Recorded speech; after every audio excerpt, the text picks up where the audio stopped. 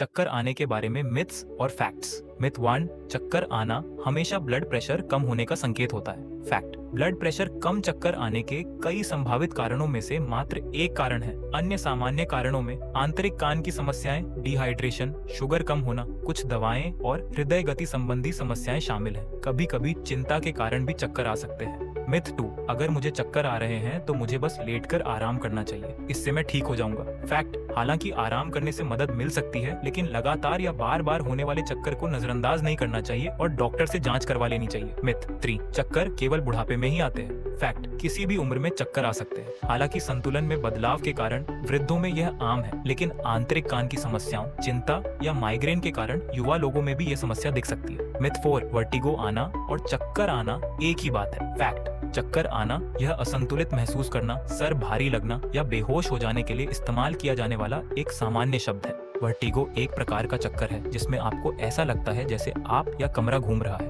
Vertigo आमतौर पर आंतरिक कान या मस्तिष्क की समस्याओं के कारण होता है और इसके लिए विशिष्ट उपचार की आवश्यकता हो सकती है। मिथ 5, अगर मेरा ब्रेन MRI नॉर्मल है तो मेरा चक्कर आना काल्पनिक है। फैक्ट, चक्कर आने के कई कारण MRI या CT स्कैन में दिखाई नहीं देते, जैसे कि वेस्टिबुलर सिस्टम की समस्याओं, दवा के दुष्प्रभावों, चिंता विकार या वायरल संक्रमण के बाद इनके लिए केवल इमेजिंग की नहीं बल्कि डॉक्टर द्वारा जांच की आवश्यकता होती है। यह चक्कर वास्तविक है और इसका इलाज संभव है, भले ही इमेजिंग सामान्य हो। मिथ 6, ज्यादा पानी पीने से सभी प्रकार के चक्कर ठीक हो जाएंगे। फैक्ट, डिहाइड्रेशन से संबंधित चक्कर आना पानी पीने से ठीक हो सकता है, लेकिन सभी चक्कर डिहाइड्रेशन के कारण नहीं होते। कई चक्कर के पेशेंट में वेस्टिबुलर रिहैब, दवाएं वगैरह की आवश्यकता होती है। मिथ 7, चिंता से वास्तविक शारीरिक चक्कर नहीं आ सकते। फैक्ट, चिंता, पैनिक अटैक और लंबे समय का तनाव वास्तविक चक्कर आने का कारण बन सकते हैं। इसे साइकोजेनिक डिजीनेस कहा जाता है और यह एक जांच स्थिति है। यह बीमारी थेरेपी, जीवन शैली में बदलाव और कभी कभी दवा के संयोजन से ठीक हो जाती है। सारांश, अगर आपको बार बार या बहुत ज्यादा चक्कर आते हैं तो इसे नजरअंदाज न करें। ध्यान दें कि इसे क्या ट्रिगर करता है, पोजीशन में बदलाव, तनाव या गति। उपचार अंतर्निहित कारण पर आधारित होता है जिसके लिए जांच की आवश्यकता हो सकती है। तो सचेत रहें,